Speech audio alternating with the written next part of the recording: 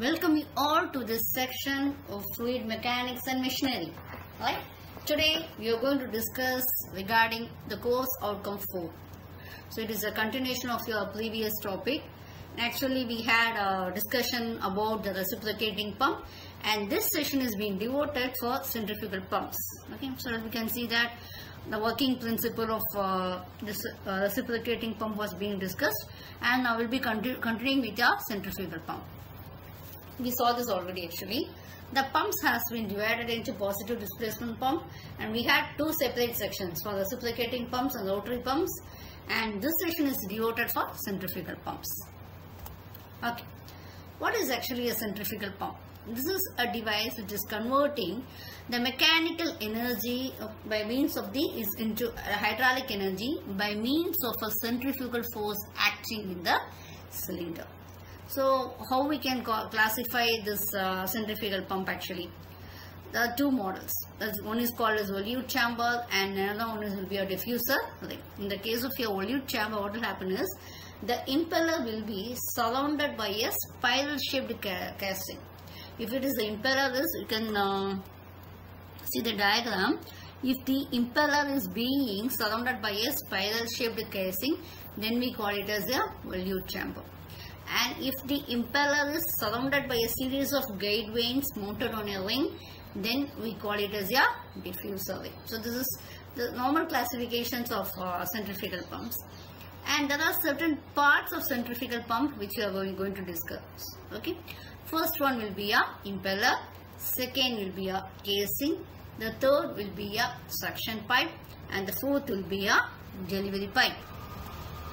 You can please see the diagram depicting the centrifugal pump. Okay. This animations will be describing how the centrifugal pump is working and how your energy is being converted into hydraulic energy. That is how what is being lifted. What is actually a centrifugal pump is, this will be a very common type of pumping machinery, and it will be used for moving the liquid piping system. It will be having both stationary components, will have casing or casing cover and bearings, and also it will have rotating components like impeller and shaft. It will be classified into three categories: radial flow, mixed flow and axial flow.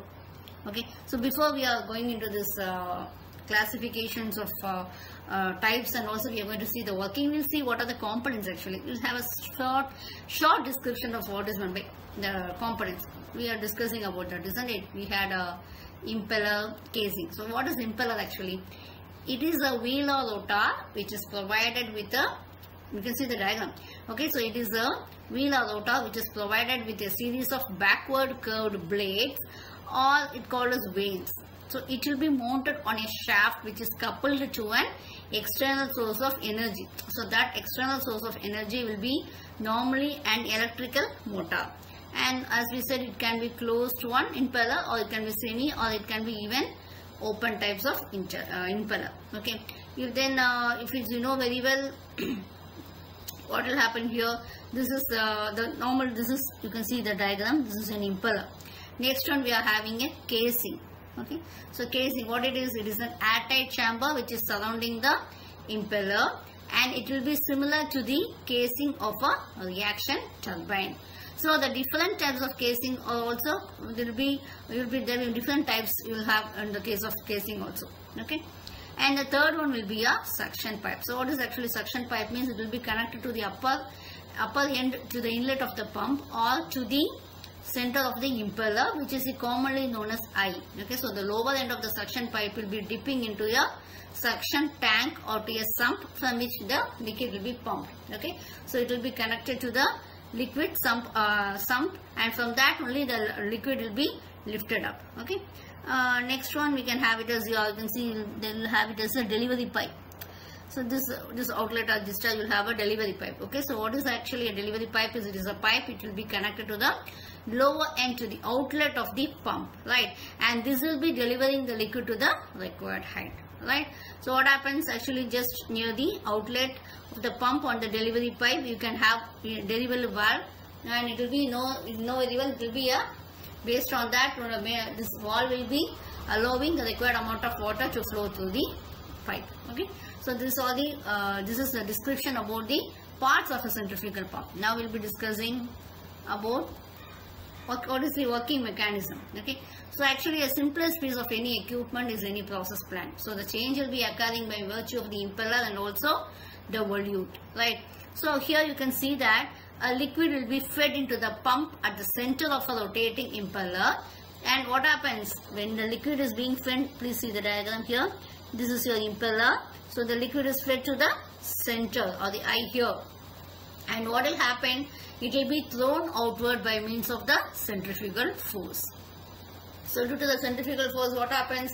The liquid will be thrown out and the kinetic energy will be converted into pressure energy. Okay, and the pressure energy supplies the pressure difference between the suction side and the delivery side. There will be a pressure difference between the suction side and the delivery side of the pump. You can see the diagram here. You have an impeller, how the liquid is thrown out. These are the vanes and this is the discharge. This is suction eye. Okay, and this one is your closed type impeller. So it will already, this will be very open type impeller. This is your working of a centrifugal force. As I said already, this will be open. This will be semi-open impeller. Okay, and also you may have this one. It can be an open impeller is that vanes will have neither the crown plate. It will not have the base plate also. Okay, so this is such impellers are useful in the pumping of liquids containing suspended solid matters and all. So that will be very useful. Okay, and this can be a closed, is also called a shrouded impeller, is that whose vanes are provided with metal cover plates, right? So these are the types of impellers. So what are the advantages of centrifugal pump? Is they will be simple in construction and it will be very cheap also. We can handle liquid with large amount of solids and no valves will be provided in the pump operation. So maintenance cost will be very low when compared with your reciprocating pump. Okay, so there are any disadvantages? Yes, they cannot handle high viscosity fluids efficiently as done by other rotary pumps. Okay, and it cannot operate at a high heads and the maximum efficiency will be holding over the narrow range of conditions. So what is actually a jet pump? A jet pump is a type of impeller diffuser pump that is used to draw water from wells into the residences.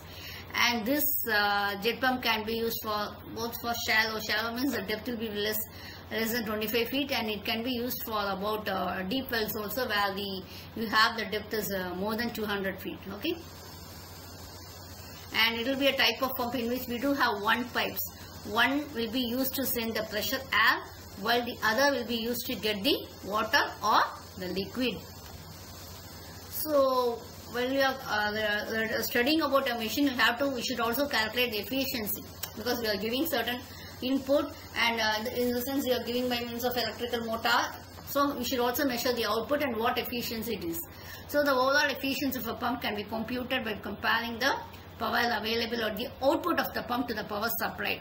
So this we are dividing into volumetric and mechanical efficiencies.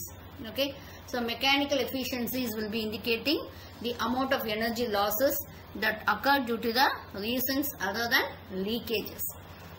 So other than leakages, what efficiency we are having, so that is called as a mechanical efficiency. So it will be equal to the theoretical power required to operate the pump divided by actual power delivered to the pump into 100. Okay, so the formula is also given for your calculation.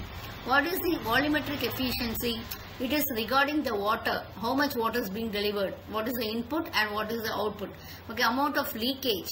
So this will be considering about the manufacturing tolerance, fixing of the pump casing, okay, under the pressure operating conditions like this. You can see that efficiency will be equal to the ratio between the actual flow rate produced by the pump divided by theoretical flow rate of the pump into 100. And how we are going to select the pump regarding the amount of fluid, the properties of fluid, the type of power supply and the cost and mechanical efficiency. See, normally we know very well. Okay, so how it is we are going to do is, if it is a high viscous fluid, we normally go over there. We cannot use this centrifugal pump. So based on the liquid and based on the height and everything, basing on these considerations, we are choosing our pump. Okay, and you know very well, this is what I told you. If the capacity is low, we can go for gear pump. The high, low, and very higher, the capacity is very higher for a centrifugal pump. But if your case of your pressure, for small or moderate pressure, you can go for rotary piston. But if you want it as a moderate or high, you can go for reciprocating or G screw models. So thanks for your patient listening, and we'll be meeting in the next section. Thank you all once again.